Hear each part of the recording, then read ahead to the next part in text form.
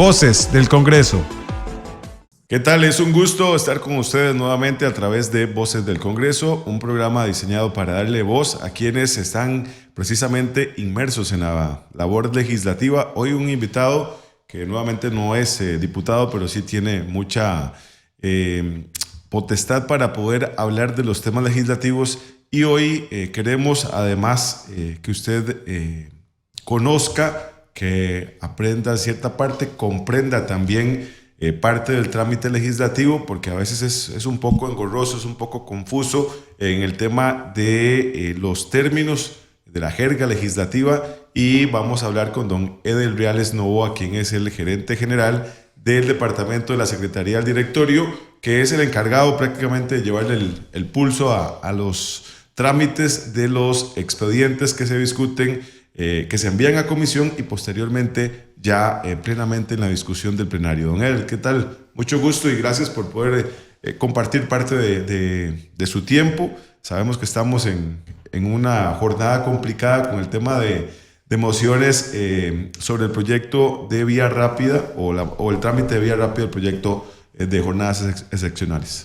Don Pablo, muchas gracias. Un honor estar aquí en su programa, el cual la población legislativa le da seguimiento, y en lo que yo pueda compartir con usted y con los compañeros de la Asamblea Legislativa y quienes nos escuchan fuera de la institución, es un placer estar aquí. Muy amable, gracias. Trámite de vía rápida.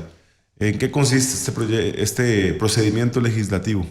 Bueno, a ver, el trámite de vía rápida que estamos en este momento, ¿verdad? El procedimiento abreviado, es uno más de los procesos de vía rápida que tiene el reglamento legislativo.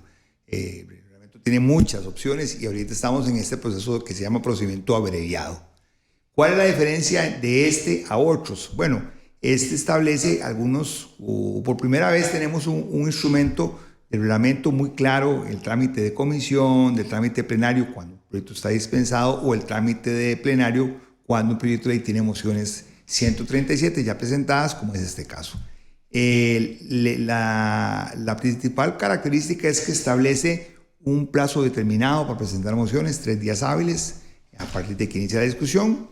Y en el caso de este, establece al menos 14 sesiones de discusión en las cuales las mociones que los diputados y diputadas presentes tienen un plazo de discusión en el plenario. Concluido esas 14 sesiones, seguirán las sesiones que sean necesarias votando las mociones que se hayan presentado, pero ya sin discusión, nada más procesos de votación. Esto lo que nos garantiza es que cuando usted dice, bueno, el proyecto de ley tiene 1000 mociones, usted dice, bueno, en las primeras 14 sesiones, tomando en cuenta plazos máximos de que el proponente habla 5 minutos, hay un diputado a favor, otro en contra, van 15, que el proceso de votación puede durar 5 minutos, usted sabe que alrededor hay un promedio de 20 minutos para cada moción. Entonces usted dice, bueno, en las primeras 14 sesiones podemos ver 110 mociones, 90 mociones, 110 mociones, ¿verdad? Porque hay que tomar en cuenta recesos, etcétera, etcétera. Pero después de eso usted dice, bueno, me quedan 900 mociones. Usted dice, bueno, si 900 mociones, el promedio de votación son 4 minutos, nos quedan tantas horas, tantos días, y usted ya comienza a través del procedimiento abreviado establecer una fecha muy cercana de cuándo se puede votar. Lo que se acorta es el tema de la discusión a partir de la sesión 14. Los dos elementos esenciales es el tema de la discusión, ¿verdad? Y que además por primera vez tenemos un instrumento muy cercano a establecer algún grado de cercanía de cuándo podría estarse votando con la cantidad de mociones que se presenten en primer debate. Entonces esa es la ventaja del procedimiento abreviado. Y hay que saberlo utilizar adecuadamente, porque si no, digamos, puede ser que el instrumento solo nos garantice eso y no lo que se ocupaba en su inicio, que es una votación muy rápida de un proyecto de ley. El procedimiento abreviado más efectivo es un acuerdo legislativo. Siempre todo proceso legislativo lleva inmerso el acuerdo legislativo, el consenso entre los diputados, porque no hay proyecto de ley sencillo. Todos son complicados. Hasta los denominados, como se la conoce aquí, agendas chayotes, son complicados. El tema es que siempre hay que buscar las agendas y los momentos oportunos para que cada proyecto de ley llegue a buen puerto. Pero si hay un acuerdo entre las fracciones de texto, de forma y fondo, esas 1000 mociones pueden simplemente Sí, por supuesto, pasar al archivo y procedemos a votación, y lo que parecía que se iba a discutir en semanas o en meses se puede discutir en una tarde. En una semana. Entonces podemos utilizar una vía rápida que es la dispensa de trámites, ¿verdad? O sea, vamos a ver, el método más sencillo, vía rápida, que es la dispensa de trámites, es que usted presenta un proyecto un lunes, dispensa de trámite el mismo lunes, el martes se aprueba el primer debate, jueves se aprueba el segundo debate, y ahora con la modernidad de la informática, de la Gaceta Digital, a las 12 de la noche del viernes está publicado en la Gaceta. Es la vía rápida más expedita. En todas las vías rápidas se requiere consenso de los diputados y diputadas. Hasta el momento vamos con más de 800 mociones. 864 mociones al día de hoy, a esta hora. ¿Eso qué nos plasma en los plazos legislativos? Bueno, lo que le comentaba anteriormente, uno calcula que más o menos en las primeras 14 sesiones se van a utilizar unas entre 100 y 120 mociones, con lo cual nos quedarían, si solo tuviéramos eso, nos quedarían alrededor de 700 mociones para discutir, para votar sin discusión, y nos podría dar, digamos, septiembre, octubre. Que se puede duplicar además con la revisión. Bueno, y aquí viene otro tema, que son las revisiones. Digamos, cuando usted suma las revisiones, esas 800 mociones nos pueden traducir perfectamente hasta mayo del otro año. ¿Por qué el derecho a revisión, Edel? Bueno, es un derecho fundamental que establece el reglamento legislativo, y es que el diputado pueda incidir en los compañeros en que su moción es buena, y que en el proceso de revisión usted pueda tratar de convencer a sus compañeros para que la moción rechazada pueda incorporarse al texto.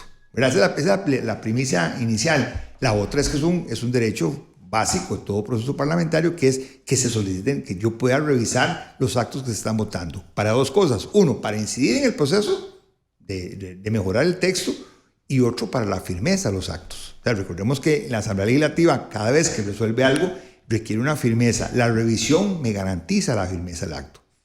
Entonces, esos dos elementos trae la moción de revisión. En el caso particular, lo más usual es tratar de incidir para yo poder motivar a los compañeros de que la propuesta que yo he planteado es la mejor, que el texto que está ahí es el correcto, y que yo solicito al diputado o los diputados se revise la votación para volver a votar la moción de fondo. ¿Una moción de vía rápida solo se puede discutir en el plenario o también en comisión? No, el reglamento establece la posibilidad, como les indicaba al inicio, de que la vía rápida tiene esa posibilidad de que establece los tres escenarios. Se aprueba para un proyecto que esté en comisión, que también tiene un trámite muy definido.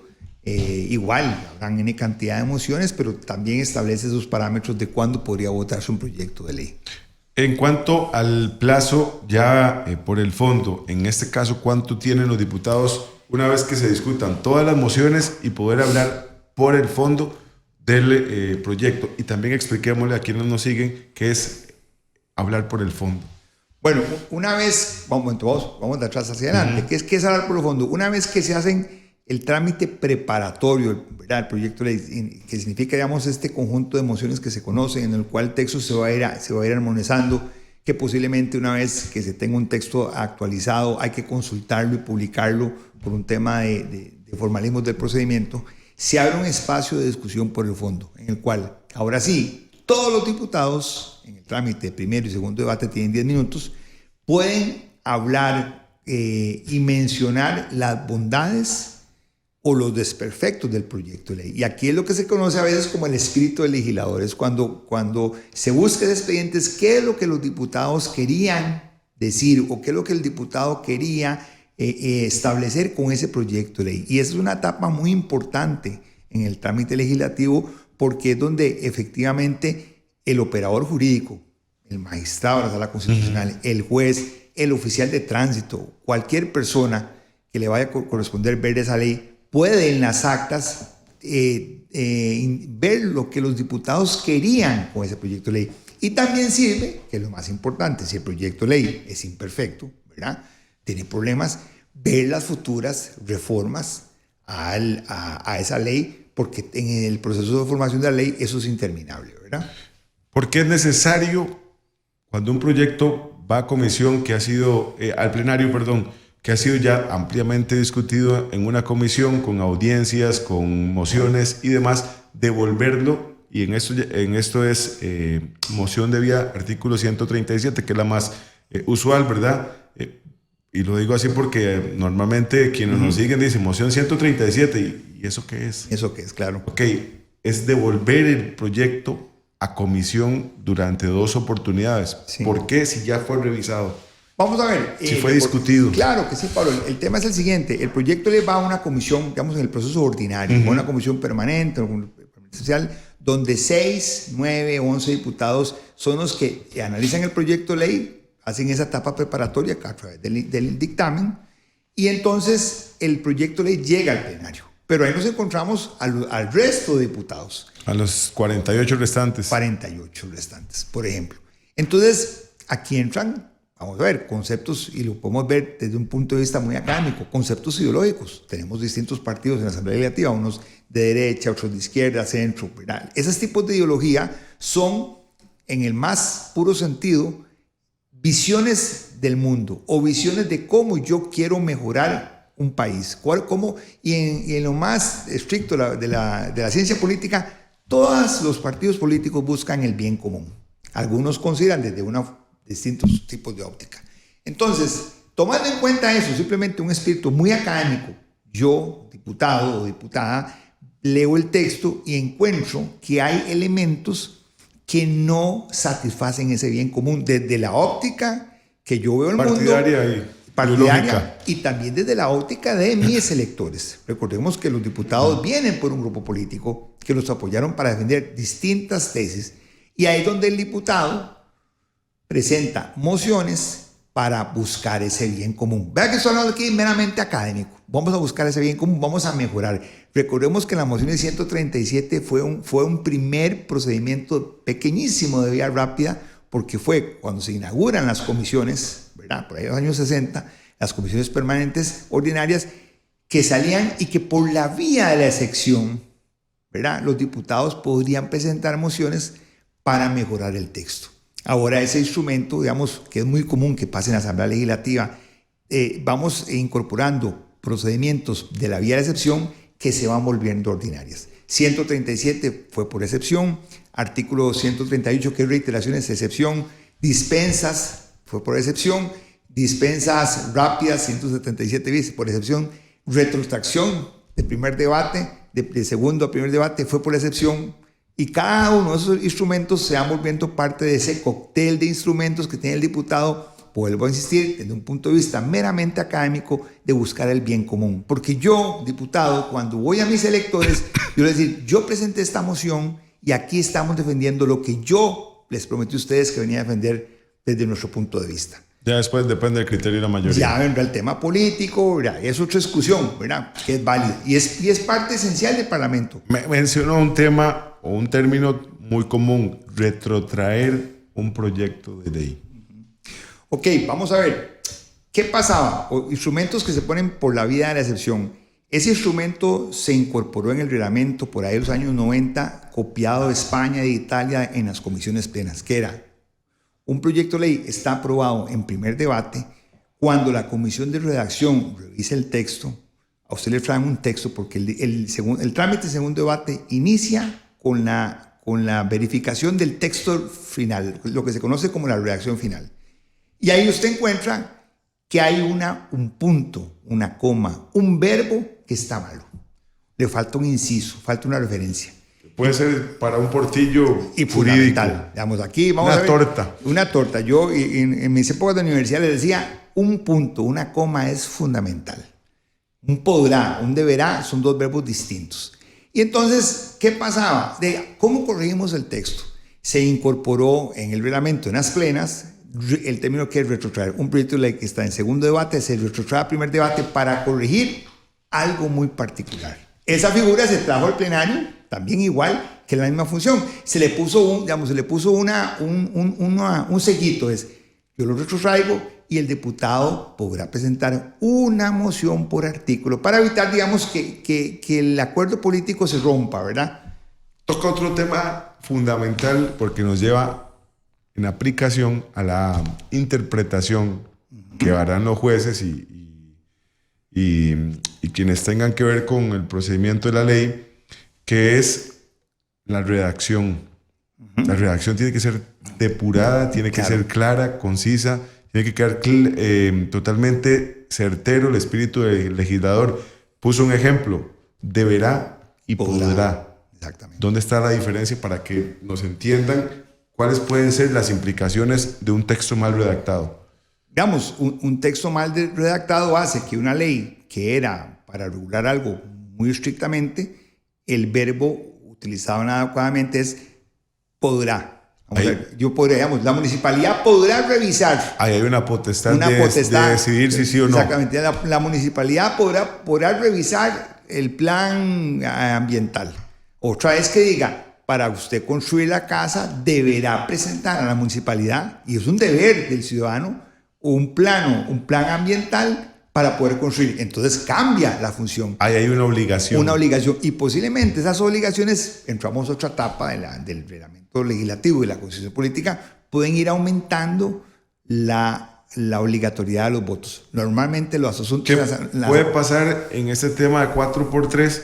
Que la ley diga, el empleador podrá brindar servicio de transporte, y lo otro es a que diga deberá. ¿Verdad? Entonces eso cambia. Y eso es toda una discusión entre las fracciones. Claro, porque digamos, yo supondría, aquí hablando académicamente, si a mí me dicen para jornadas 4-3 flexibles, en las jornadas nocturnas, el patrono deberá tener transporte, ¿verdad? Y eso es una carga para el trabajo. Entonces yo supondría que el empresario va a decir, cuando aprueben esa ley, dice, yo voy a meter una acción de inconstitucionalidad porque me están poniendo una función. Para mí es una carga tributaria grandísima, ¿verdad?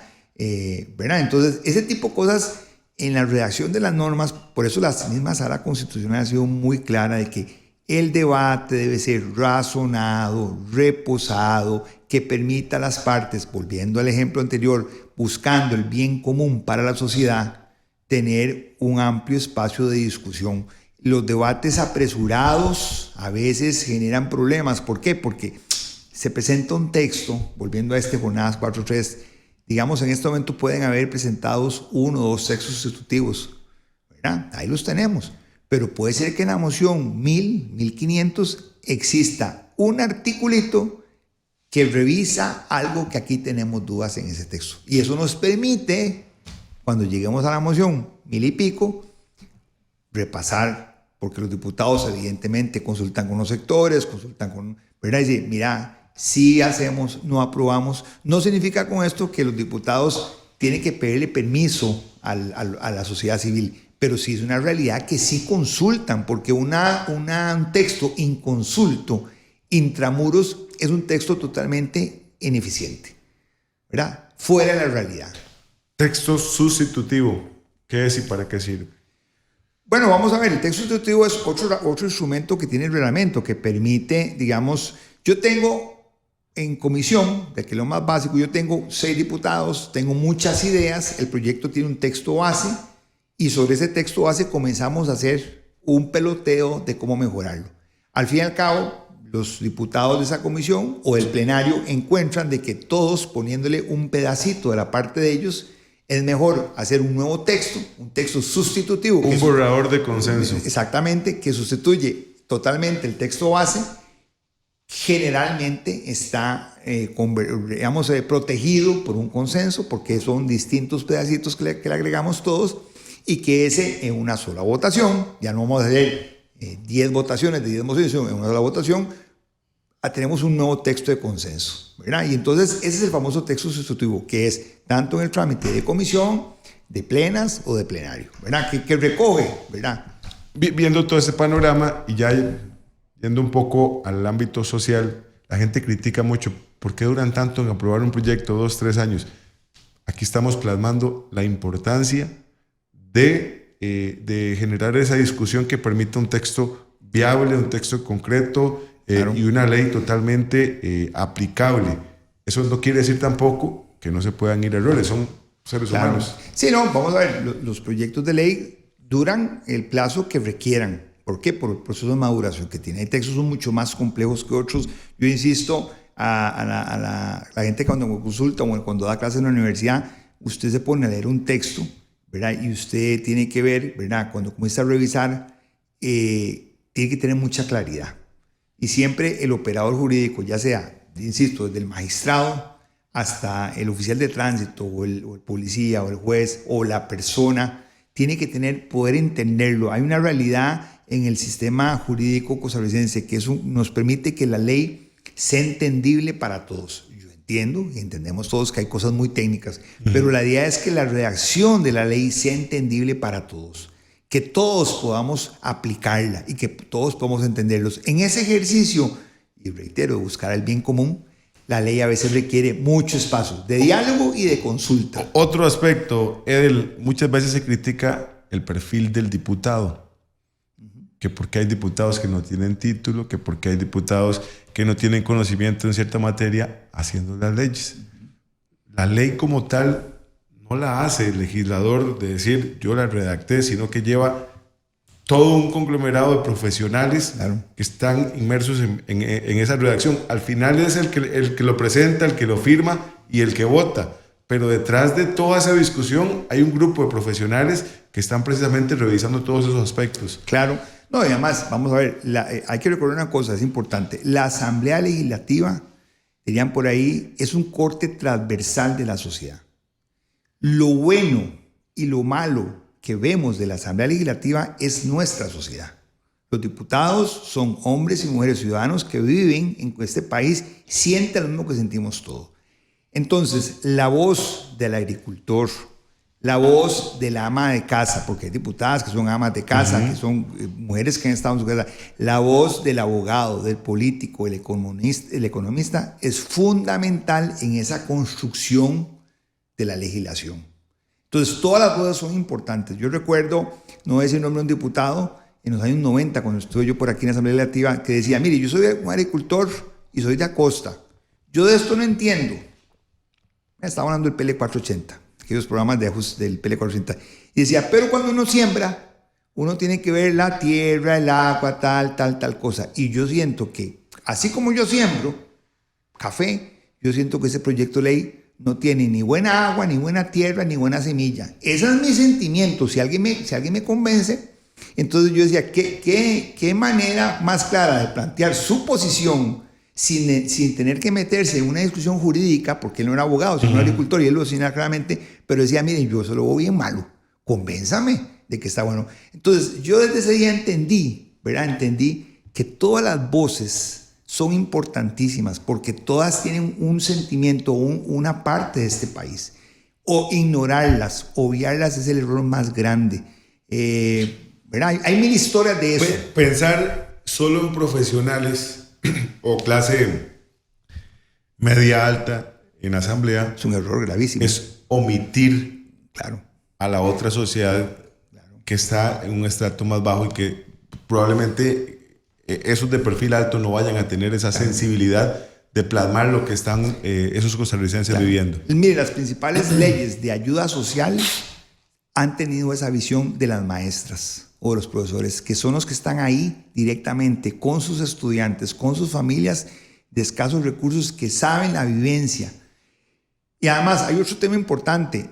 No los diputados de las zonas rurales, ¿verdad? Cuando digo zonas rurales no digo de manera despectiva, sino digamos fuera del GAN, ¿verdad? Todo lo que es el norte de este país, el Atlántico, el sur del país, el Pacífico Sur, el Pacífico Norte. El diputado de la zona rural va a su casa y todo el mundo sabe dónde vive, sabe quién es su papá, quién es su mamá, va al estadio, la gente lo encuentra en el estadio, va a misa, la gente lo encuentra a misa, va a la feria, la gente lo encuentra en la feria. El diputado, ese sí tiene esa vivencia más cercana. El diputado de la área metropolitana pues se pierde en el mall y se pierde en su carro y posiblemente en su condominio, que tiene todo su derecho a vivir ahí, pero es más aislado. Esas vivencias son las que se recogen para la formación de una ley. El otro día hablaba con Daniel y con Andrea Muñoz. Excelentes profesionales. Un ejemplo muy claro, la ley de tránsito. Está pensada prácticamente en un 90% para el GAN. Claro. Y la realidad que se vive en la periferia es completamente distinta. Bueno, la ley de tránsito... Y hay diputados de esas zonas que sí conocen y se intenta. Nadie anda con casco, sin DECRA, y esas cosas no existen, para 4. Y ahí en esas carreteras de barrio, era imposible, donde van 4 o 5 en una moto, y se ve en San José también. Pero yo le pongo Es un tema que usted plantea muy importante. No todo se regula por ley. Yo siempre pongo el ejemplo, ¿cuántas leyes hemos aprobado contra el tema de la violencia doméstica, contra el femicidio? Y siguen sucediendo. ¿Por qué? Porque también es un tema de cultura, de educación. A veces entendemos, yo creo que lo decía don Daniel o doña Andrea aquel día que los escuché, que a veces pensamos de que con leyes todo se resuelve. Y a veces no necesariamente es la legislación la que resuelve los problemas. Aquí la Asamblea Legislativa forma parte de esa estructura general del Estado del país. Pero también hay un tema importante de educación de la sociedad. Yo entiendo que a veces la modernidad, la crisis económica hace que mucha gente se desentienda y delegue, ¿verdad? Pero eso es un grave error que cometen las sociedades. El tema de la prevención. La prevención, es educación. Es un aspecto que debería revisar el Estado. Debe contener el Estado este asunto, porque no en es a través de la en educación, en temas financieros. Creo que debería haber una capacitación desde la niñez para que nos permita ser personas más integrales. Entendamos, Pablo, que todo confluye en la Asamblea Legislativa, pero no solamente de la Asamblea Legislativa depende la solución de las cosas, porque hay cosas que no la ley jamás las va a dar, o porque hay incapacidad para ejercerlas. Digamos, hay acciones de policía que no tenemos capacidad para ejercer como están establecidas. Vamos al tema de la votación de un proyecto. Cuando habla de mayoría simple, mayoría calificada, ¿eso qué significa? Ok, vamos a ver. Nuestra Constitución Política establece claramente que la Asamblea Legislativa toma sus decisiones por la mayoría absoluta de los votos presentes. ¿Qué significa eso? Usted toma 57 diputados, lo divide entre 2, da 28.5. ¿Verdad? Esa es básica matemática. Entonces siempre se redondea a la fracción entera superior, que es 29. Entonces, cuando hay 57 diputados en el salón de sesiones, tenemos 29 votos. Pero conforme el quórum vaya bajando, si llegamos a 38, que es lo mínimo, con 21 diputados aprobamos una ley. Porque el constituyente era sabio, no, las decisiones se toman por la mayoría absoluta de los diputados presentes. Lo que se conoce comúnmente la mitad más uno de los presentes. ¿Cuándo se requiere mayoría calificada, es decir, 38? Bueno, la Constitución Política establece algunos parámetros en los cuales se requiere mayoría calificada, por ejemplo, tratados internacionales, empréstitos, ¿verdad? Aquellas leyes que sobrepasan el tema de soberanía o aquellas nombramientos. leyes, magistrados, ¿verdad? Magistrados, o aquellas leyes que le establecen al Estado posibilidad de ser un poco más rigurosos. Por ejemplo, paquete tributario. La creación de impuestos requiere la mayoría absoluta, o sea que usted con 29 votos vota un impuesto. ¿Qué es lo que pasa? Que cuando le ponemos esos mecanismos de policía que tiene Hacienda para poder decirle, mire, don Pablo, necesito ver sus documentos. Si no me los entrega, yo puedo buscar, ¿verdad? Porque yo necesito verificar que lo que usted me está declarando es lo correcto. Entonces, esas facultades de policía, ¿verdad? O de poder tener más coerción, es lo que van haciendo que vayan tocando algunos artículos de la Constitución Política, el artículo 24, el 33, qué sé yo, ¿verdad? Libertad de tránsito, reunión, etcétera. Y entonces ahí podemos calificar. Entonces, la mayoría nos va diciendo que conforme el texto se transforma y va tocando algunos artículos en los cuales sí requerimos una votación calificada que le permita al operador jurídico, al oficial, al juez señalar, sí, mire, efectivamente, por ejemplo, el tema de lo que estamos hoy de moda con el tema de seguridad, ¿verdad? Hay muchas leyes que requieren 38 votos que le permitan que al juez, al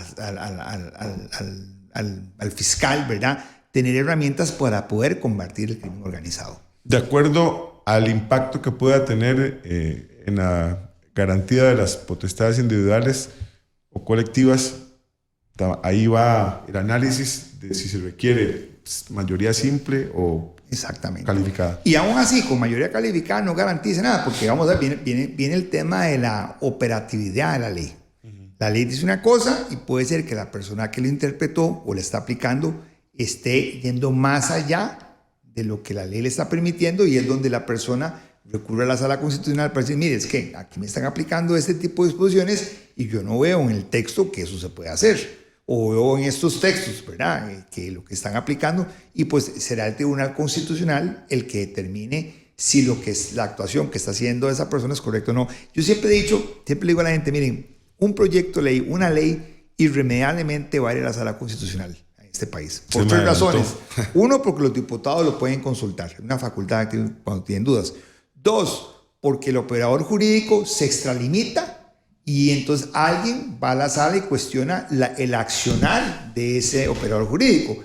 Y tres, porque por los excesos de ese operador jurídico, por las interpretaciones, alguien va a la sala porque mete un amparo, porque me están aplicando mal algo que es irregular. Entonces, tenemos consultas facultativas, tenemos amparos, tenemos acción de constitucionalidad, que por lo cual, digamos, una ley generalmente va a ir a la sala. ¿Cuál es mi recomendación siempre a los diputados, a los asesores? Vamos despacio, cuiden procesos. Si hay que consultar, se consulta. Si hay que publicar, se publica, ¿verdad? Hay que establecer las pautas, porque lo peor que nos puede hacer es que la sala nos diga, mire, este proyecto es inconstitucional por el procedimiento. Y entonces ahí sí, ese criterio de la sala es vinculante. ¿Qué fue lo que pasó con jornadas en la discusión anterior? Exactamente. La discusión estuvo buena. Sí, exactamente. Pero hubo un error de trámite, de procedimientos, se discutió donde no correspondía y eso se trajo abajo el trabajo de muchos meses. Así es. Y nos tiene ahora en esto también. La sala constitucional es el órgano que tenemos que determina exactamente. Que la sala revisa procedimiento legislativo y además, ya si está bien, va por el fondo. Por el fondo. Por el impacto que puede generar la norma. Exactamente. Y en eso hay que ser respetuosos. Yo creo que los que estamos metidos en este ámbito siempre tenemos parámetros muy claros de que lo que la sala nos va indicando para ir ajustando. Sabiendo que pueden haber errores, Edel, podemos decir que tenemos un sistema de procedimiento jurídico de formación de la ley depurado. Muy sólido, muy sólido. Yo creo que nuestro sistema, primero nuestro reglamento es muy formalista, entonces es muy claro en el procedimiento. Segundo, la Sala Constitucional, el Tribunal Constitucional, pues ha marcado muchos derroteros de cómo ser mucho más estrictos. Tercero, digamos, tenemos un cuerpo de asesores parlamentarios muy buenos, gente muy comprometida, que también colaboran. Y lo más importante, yo creo que la Asamblea Legislativa tiene en su gran mayoría un conjunto de funcionarios, ¿verdad?, muy comprometidos con la institución, con sus deberes en el proceso, que todos, ¿verdad?, todos colaboramos en que la labor del diputado sea la correcta. Y en esto yo pues, siempre he alzado la voz que tan importante es los compañeros de los sugieres, la gente de limpieza, los de seguridad, que nos dan ya un asunto muy tranquilo, que el lugar está limpio, que la seguridad... Un ambiente laboral. Pero también tenemos todo un proceso, toda la gente de comisiones, de parlamentarios, de gente de técnicos, la asesoría, todos se van uniendo en ese proceso para dar esa plataforma de soporte, ¿verdad?, que permite a los diputados trabajar. Y sin dudarlo, ¿verdad?, toda la parte administrativa, que a veces son también otros seres silenciosos, ¿verdad?, que son recursos humanos, proveeduría, financiero, ¿verdad?, servicios generales, todos ellos colaboran, van amalgamando esa estructura administrativa que permite eso. A veces solo vemos el plenario como la última etapa, pero detrás de eso hay toda una estructura de gente muy comprometida, muy responsable y que permiten de que el proceso se desarrolle adecuadamente, ¿verdad? Que tiene que trabajar muy mecánico, muy fijo, porque hay plazos que son fundamentales, que se deben respetar, porque puede igual dar al traste con la discusión de un proyecto. Precisamente estamos iniciando, digamos, cada periodo constitucional generalmente tiene 1 o 2 proyectos de ley que son muy importantes, que son trascendentales porque el Poder Ejecutivo le apuesta a ese trámite.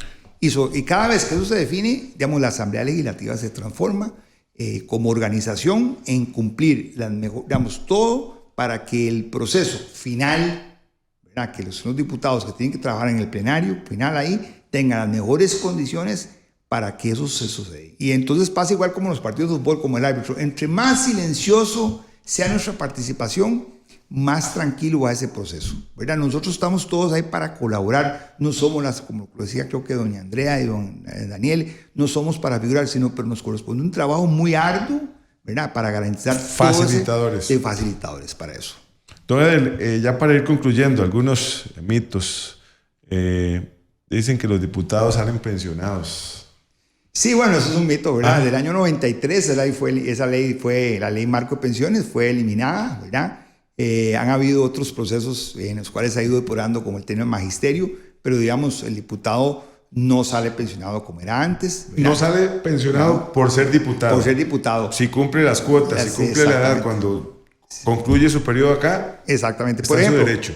Exactamente. Digamos, y yo siempre he comentado que es muy, digamos, si uno fuera electo diputado, venir en su última etapa final de la vida laboral, porque usted concluye etapa, tiene menos compromisos, puede tomar decisiones a la más largo plazo, ¿verdad? No significa que la juventud, hay diputados jóvenes que son buenos, pero digamos, siempre es ese compromiso. Esa mezcla es buenísima. ¿Qué voy a hacer yo, verdad? Y además pues, nos refrescan, pero siempre es importante los diputados con mayor madurez porque ya pueden ir legislando con su compromiso. Pero efectivamente, los diputados no salen pensionados por ser diputados. Eso no es así. Que convierte en su oficina en una ampliación de la familia. Solo familiares contratan acá. No, eso no se hace ya. Eso primero está prohibido ya, ¿verdad? Eso se eliminó, ¿verdad? Para evitar problemas y ya no sucede. Digamos. No hay nombramiento de familiares formales. Ni en el despacho, ni entre las fracciones. Ni entre las fracciones políticas. Sí es muy usual, ¿verdad? Que son seres humanos que algún familiar, su hermana o su esposa, ¿verdad? Y por el acompañamiento, porque el diputado, vamos a ver, y en este momento, vamos, para que la gente me entienda, a partir del próximo lunes 7 de julio, el plenario va a trabajar de 9 de la mañana a 12 del día. Tienen una hora para almorzar, tienen comisiones de 1:30 a 2:45. De ahí salen corriendo al plenario de 2:45 hasta las 7 de la noche. Y además atienden reuniones, tienen que ir viendo los proyectos. Este horario va a ser por los próximos 4, 5, 6 meses. Hasta más. Entonces, la única forma es que alguien venga a la familia a verlos aquí, ¿verdad? Porque es muy difícil. Pero no significa que aquí tengamos gente contratada. Sobre el tema de tantos asesores, ¿qué es lo que dice la gente? Sí, claro. 5, 8 asesores. Sí. Lo hablábamos con Daniel y con Andrea. A veces más bien no da abasto la función legislativa. Sí, eso es un tema a discutir. Yo siempre he pensado que el tema de los asesores debería haber un espacio mucho más amplio de funcionarios para los asesores, ¿verdad? Veamos que le permita al diputado, dentro de sus intereses, poder abarcar de una forma mucho más clara las metas que él se ha propuesto como diputado. El ejemplo que puso, no voy a repetir, Daniela y Andrea, Daniel y Andrea fue muy claro. Pero sí, digamos, la labor de legislación bien hecha, sí requiere un gente de acompañamiento. Que también pasa por la percepción de la gente. Por ejemplo, voy a hablar del gobierno, del Poder Judicial. Se equivoca un juez y ya hablan generalizan. Sí. Se equivoca un ministro y generalizan al gobierno. Por tal vez un tema de corrupción o lo que sea, y ya se generaliza. Pero hay muchísimas personas trabajando además que son muy buenos funcionarios y pasan a la Asamblea Legislativa. Claro. Un error de un diputado o de un asesor ya generaliza ante la sociedad y eso también... Sí. Yo creo que, digamos, para que la gente tenga una idea del marco de referencia, el orden del día del plenario, digamos, en sesiones ordinarias, el último orden del plenario cerró con 825 asuntos. Casi 180 en la primera parte y 400 y pico, 500 asuntos en la segunda parte. Yo le pregunto a la gente, usted va a un examen en el cual tiene que saber de 850 asuntos todos los detalles. Es muy difícil, ¿verdad? Porque son esos exámenes como que le pongo una bolita con 850 preguntas y de cada pregunta el proyecto de ley o el asunto tiene 1000 variables. Es muy difícil aprenderse todos esos temas. Entonces usted requiere un grupo asesor muy importante que le ayude a llevarle ese entorno de temas para poder, digamos, responder adecuadamente. Y a eso hay que sumarle las comisiones. Entonces, una agenda de un diputado en temas legislativos puede andar alrededor de 1.200 asuntos. Y a eso hay que sumarle que es un entorno meramente político. Sí, claro. Por ejemplo, vamos para elecciones. Cada decisión que se toma es aquí rigurosamente tiene vigilada. Que haber cálculo político, sí. Sí, vamos a ver, y eso ha cambiado mucho, Pablo, porque vamos a ver, ahora con la volatilidad de las redes sociales, alguien decía algo, un diputado decía algo antes y pasaba inadvertido. Yo que estoy en el plenario todos los días, uno ve, hay gente que se encarga de ver el plenario única y exclusivamente para buscar esa frase de ese SAFI, de ese diputado que dijo un verbo mal equivocado, que dijo un dato, ¿verdad? Y de ahí sale el meme y la crítica destructiva. Es muy difícil hablar en vivo, es muy difícil hablar en el plenario y es muy difícil defender posiciones cuando usted tiene un criterio, digamos, definido, cuando usted defiende un sector y sabe que eso puede golpear otros sectores. Entonces, el tema de la volatilidad de las redes sociales, que es un tema que se podría discutir más adelante, hace que el sistema político avance aceleradamente. Que es un tema también muy rico de análisis. Lo hablé con él aquí y no hubo problema. La frase de Turqueso, por ejemplo. Sí, bueno, fue una frase que hace 50 llegó a molestar a don Gilbert en algún momento y después más bien fue una estrategia de campaña. Sí. Es parte de la comunicación sí. que debe canalizar el político, no el diputado, el político. Sí, fue un SAFIS de frase que después, veamos, sirvió adecuadamente. Tuvo todo un contexto. Todo contexto, pero digamos, esa es la realidad que tenemos ahora. Por ejemplo, no nos salimos del tema, pero las comisiones investigadoras, digamos, la Constitución Política establece que la Asamblea tiene distintas funciones, control político. Las comisiones investigadoras antes trabajaban, hacían comparecencias y después estaba la gran conferencia donde los diputados se sentaban y explicaban los alcances de su informe. Después de 6 meses de investigación. Hoy día esas conferencias no tienen sentido porque ya cada vez que alguien llega a una comisión investigadora o especial, ya la volatilidad en las redes sociales, ya la gente tiene su criterio, la gente vio el video, la gente vio la comparecencia, la gente sabe lo que pasó, ¿verdad? Ya lo que sigue en esa conferencia final, ¿verdad? Bueno, es formalismos. Antes se hacía, ¿verdad?, conferencia de prensa de la fracción los viernes para dar un resumen de la semana. Ya eso pasó, ¿verdad? Entonces, ¿qué ha pasado? La volatilidad de la comunicación digital de nuestros mundos ha sobrepasado, digamos, los formalismos de la Asamblea Legislativa. No significa con eso que hay que quitarlos. No, lo que pasa es que, vamos a ver, hay cosas que hay que comenzar a meditar. Digamos, ya ese informe final que hacen las comisiones investigadoras de lo que hicimos, y lo que sirve es para ver quién votó por tal tema o por otro tema. Pero ya la gente sabe, y la gente ya ha visto, la gente ya supo, y ya la gente ya victimizó, sancionó o salvó a la persona que estaba involucrada. ¿Por qué? Porque simplemente hay mucha velocidad en esta información. Y estos son de 24 horas, esto no descansa, ¿verdad? Entonces, eso es un tema que también hay que valorarlo mucho. Ya para ir cerrando, el tema de control político, fundamental, ¿verdad? Y la gente critica mucho que un diputado esté en su curul 10 minutos hablando sobre un tema y critique al gobierno y critique a otra fracción. Pero es fundamental la función del control político. Sí, es un instrumento que la Constitución Política le establece a los diputados, ¿verdad? Reitero, ha venido a menos por el tema de la volatilidad de la formación digital, pero es un tema esencial. O sea, el diputado tiene ese fuero de irresponsabilidad en el plenario que le permite denunciar, ser puntilloso en el tema, insistir, ¿verdad? Y un diputado o diputada que sepa aprovechar eso con la volatilidad de las redes sociales, tiene mucho peso, incide. Hay diputados que tienen esa capacidad. Recordemos que en la Asamblea Legislativa hay dos espacios de control político, de lunes, martes y miércoles, que son 5 minutos por diputado, y los miércoles de control político de las fracciones. Pero un diputado que tenga una buena oratoria o que sepa explotar bien eso, le va de maravilla. El que no lo aprovecha, le va mal. Porque entonces, claro, se expone rápidamente a un discurso, ¿verdad? Yo soy totalmente ajeno a los discursos leídos. Me parece que es lo contrario al Parlamento, ¿verdad? Lo bonito es la oración. Para que una información, pues yo entré a la Asamblea Legislativa en los 90, cuando todavía estaban los grandes oradores y hablaban, cuando se hablaba una hora, y gente que hablaba discursos bien hechos de una hora, por fondo y por fonda. Ahora, digamos, el tema de la lectura tiene un gran problema, que es que si sabes leer, te va muy bien. Si no sabes leer o te lo dieron a la carrera, se ve muy mal porque entonces se ven, las pausas no se hacen correctamente y el mensaje que quería dar se perdió. Entonces, a veces yo esos discursos, ¿verdad?, leídos, tengo mis dudas a veces. La credibilidad muchas veces está en la expresión, en la forma de usar la voz. Vea, eso que usted me dice es importante. Yo le insisto a los diputados cuando están ahí, vea, el plenario tiene varias cámaras.